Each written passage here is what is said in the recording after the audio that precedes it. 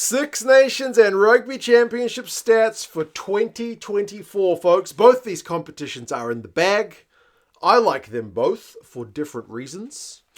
Let's go through some of the stats because you know me. I love looking at rugby stats. We'll compare which of these competitions has higher numbers in different areas, which of the teams were leading the way, and you guys can let us know your thoughts. Some of these things kind of go according to the stereotypes. Some of them are pretty much dead even, and there are a couple of surprises in there as well. If you do like the rugby stats, feel free to subscribe to the channel. This is 2 Cents Rugby. Let's have a look at some stats. Attendance-wise, there is no matching the Six Nations. They averaged this year 65,000 fans a game, just over. Rugby Championship was closer to 45, so a big difference. Different stadiums, obviously, but I mean, we just don't always sell out every game. I know the Stadio Olimpico doesn't always sell out in Italy, but largely tickets are in hot demand for the Six Nations, whereas some games in the Rugby Championship, most of them sell out, but, you know, like the first game this year, New Zealand against Argentina in Wellington, didn't sell out, so we do have smaller stadiums, and not all the games sell out. So that is a big thumbs up for the Six Nations. I know the South African attendances were very good this year as well from a Rugby Championship point of view. But what about the kind of on-the-field stuff?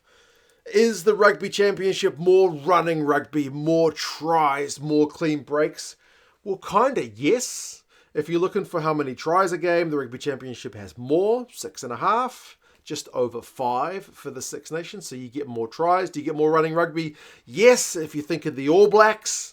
Love running rugby. Well, the Rugby Championship has 400 plus run meters a game on average for each side, whereas the Six Nations side average closer to like 390, so it's like a 40-odd meter difference. But it's not the All Blacks who lead the way for the Rugby Championship sides, it's actually the Box. They averaged 500 plus run meters a game. They were the top side from the Rugby Championship ones. For the Six Nations side, it was Ireland at around about 440. Also, clean breaks. The Rugby Championship sides get a few of those more.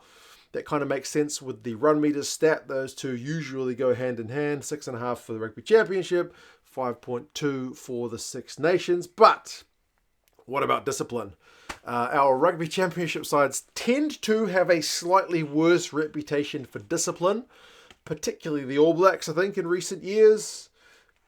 A couple of Argentinian guys, Lavanini, Crema, who also have slightly kind of sketchy reputations. Well, indeed, the Rugby Championship sides did cough up more penalties a game. That's kind of a blanket statement, though. I mean, you can concede penalties for lots of things, not just ill discipline. You could just be weaker at scrum time.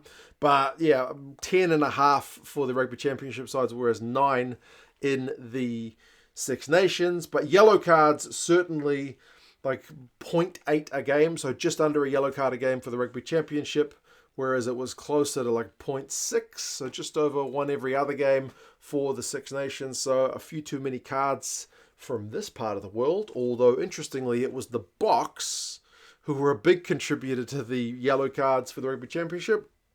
Didn't seem to do them any harm. And likewise for the Six Nations, Ireland, I think, averaged a yellow card a game. So both the winning sides have lost a few players to yellow cards, but it didn't seem to stop them on their way. But interestingly, also, the Six Nations had 2 red cards, whereas the Rugby Championship only had 1. I know the Six Nations got more games, but not double the games, but they had double the red cards. So an interesting one, because we had 20-minute red cards, but we only saw one of them. So referees not having to do much in terms of getting the old red card out of the pocket for this one, which is pretty pleasing.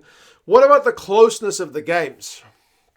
Because it's one of the things that gets thrown at, like the Rugby Championship, whilst there's running rugby, there's loads of tries, too many blowouts. Well, to be fair, if you were looking at like losing bonus points, a lot of the Six Nations games have losing bonus points, which means it is going down to the wire.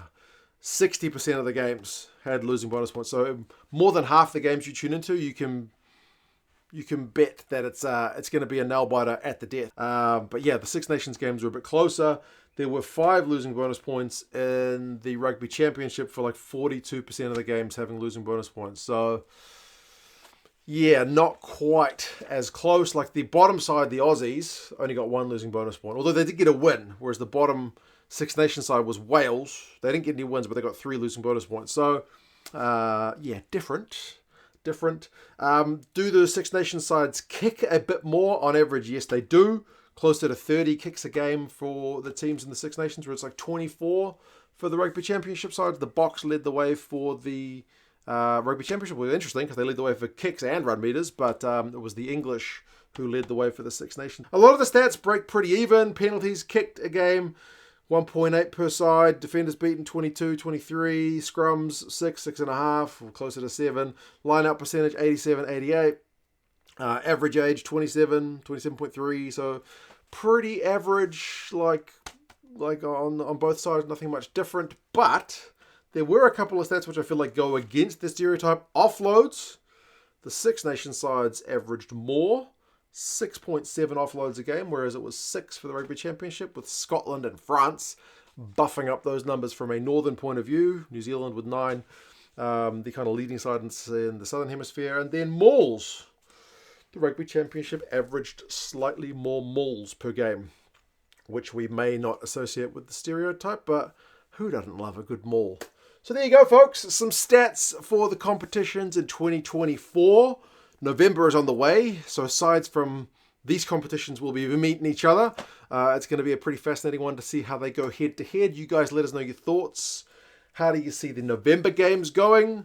What did you like about both these competitions this year? Six Nations is a long time ago now, if you can remember it. We're closer to the 2025 Six Nations than we are 2024. But anyway, hope you enjoyed the stats. I certainly enjoyed prepping them. You guys take care, and I'll talk to you guys again soon. See you later.